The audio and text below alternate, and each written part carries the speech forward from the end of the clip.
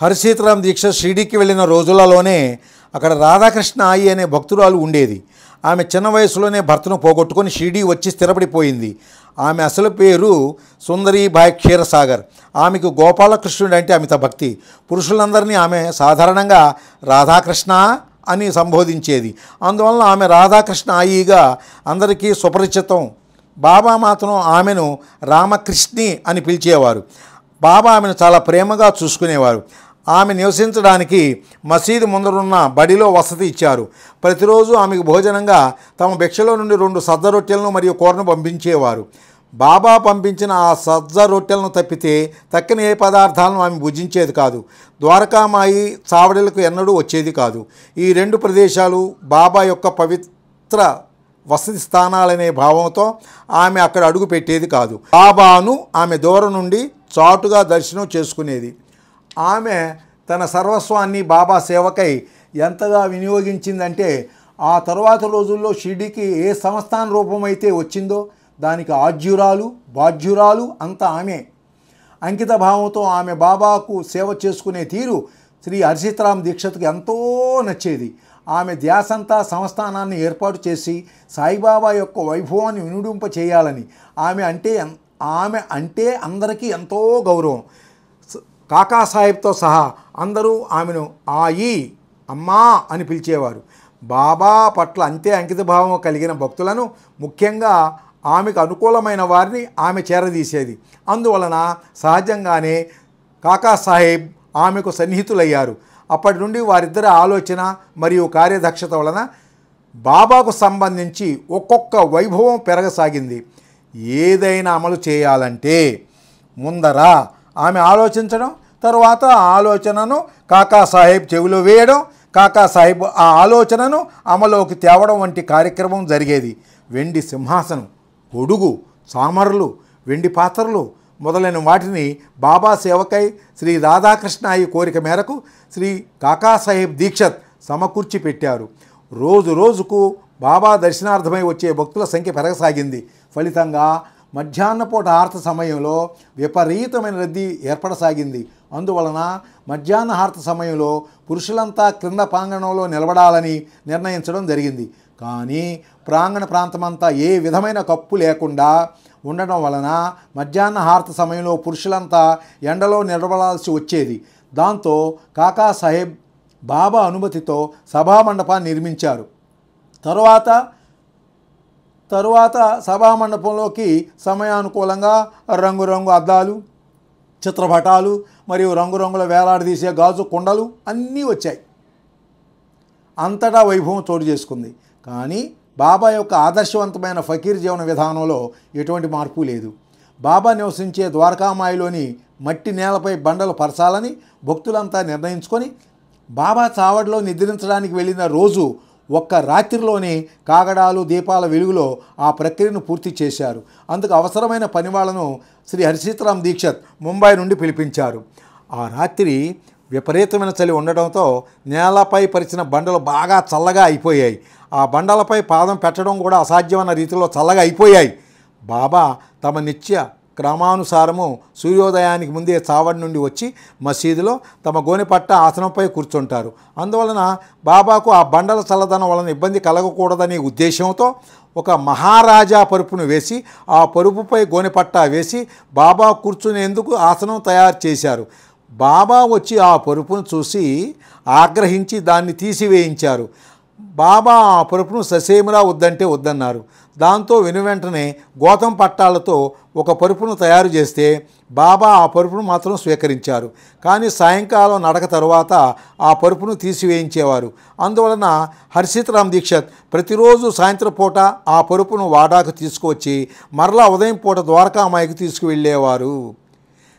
హరిసీతారాం దీక్షత్ ఆ ప్రకారం షిరిడీలో లీనమైపోయారు. కానీ ఆయన కావాలనుకున్న ఏకాంతవాసం మాత్రం లభించడం కష్టంగా ఉండేది. ఆ రోజుల్లో బయట నుండి వచ్చే భక్తులకు బస చేయడానికి కేవలం సాఠేవాడ మాత్రమే ఉండేది. ఒక వరండాలోని అందరూ బస చేసేవారు. ఇంకో ప్రక్కేమో రోజు రోజుకి షిరిడీకి వచ్చే భక్తుల సంఖ్య విపరీతంగా పెరగసాగింది.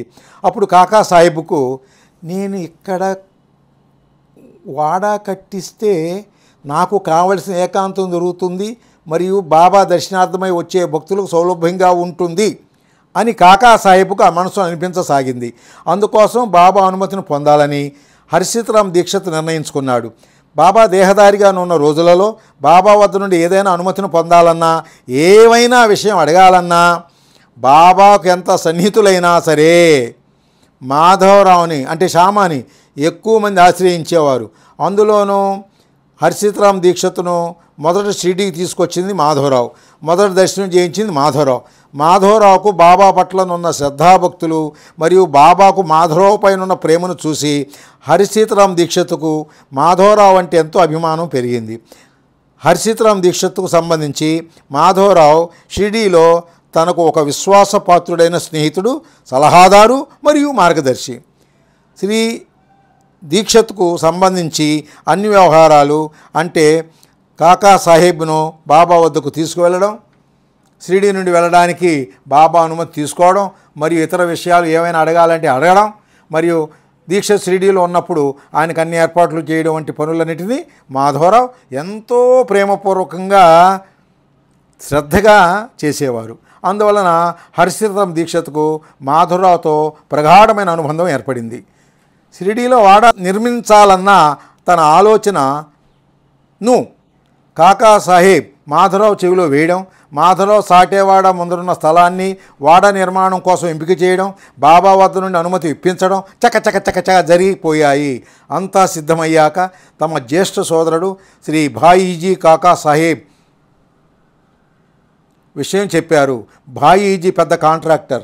వెంటనే ఆయన వాడాకు తగిన ప్లాన్ తయారు చేసి వాడ నిర్మాణానికి అవసరమైన సామాగ్రిని మరియు కార్మికులను షిరిడీకి పంపి తొందరలోనే వాడ నిర్మాణాన్ని పూర్తి చేయించారు.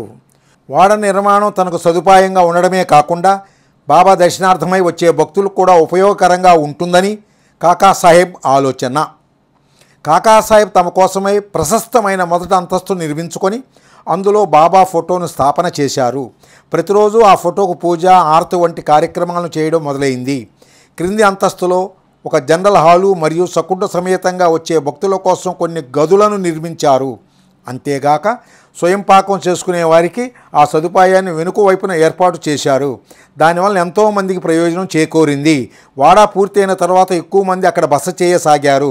అందువల్ల క్రింది అంతస్తులోని హాలు మరియు గదులు ఎల్లప్పుడూ నిండి ఉండేవి. కాకా సాహెబ్కు ఎంతో దగ్గరైన వారు మాత్రం మొదటి అంతస్తులో కాకా సాహెబ్తో పాటే ఉండేవారు. కానీ పైన ఆడవాళ్ళు ఎవరూ బస చేయకూడదనే నియమం పెట్టారు. ఇతరులు పారాయణం లేదా హారతి జరిగే సమయంలో మాత్రమే పైకి వచ్చేవారు. కాకా సాహెబ్ ఎప్పుడు బాబా ఫోటోకు కుడి ప్రక్కనే కూర్చునేవారు. పడుకోవడం కూడా అక్కడే చేసేవారు. వాడాలో బస చేయడానికి వచ్చిన వారందరినీ హర్షితరామ్ దీక్షిత్ ఉరఫ్ కాకా సాహెబ్ దీక్షిత్ తన పర భేదం లేకుండా పరామర్శించేవారు. మామూలుగానే ధనిక పేద తారతమ్యం చూపడం ఆయన స్వభావం కాదు. ఆయన అందరి పట్ల సమాంతఃకరణంతో సౌమ్యంగా మెలిగేవారు. అనాథలు, బలహీనులు, పేదవారికి ఎప్పుడూ ఆయన అండగా నిలిచేవారు. తన శక్త్యానుసారం ఎప్పుడూ ఆయన అందరికీ సహాయం చేసేవారు. ఆయన యొక్క సౌజన్య స్వభావం వలన కాకా సాహెబ్ షిరిడీలో అందరికీ ఎంతో ప్రియమైన వ్యక్తి అయ్యారు. ఆయన షిరిడీకి వచ్చారంటే షిరిడీ గ్రామంలోని ఆబాల గోపాలానికి ఎంతో ఆనందంగా ఉండేది. టాంగా నుండి క్రిందకి దిగగానే అందరూ ఆయనను ప్రేమతో చుట్టుముట్టేవారు. కాకా సాహెబ్ కూడా అంతే ప్రేమతో వారందరి బాగోగులు విచారించి వారిని సంతోషపెట్టేవారు. క్లుప్తంగా చెప్పాలంటే షిరిడీలో బాబా తరువాత అందరికీ ఎవరి పట్ల భక్తి గౌరవాలు ఉన్నాయంటే అది కాకా సాహెబ్ పట్లనే అని అంటే అది అతిశయోక్తిగాక ముమ్మాటికి సత్యం.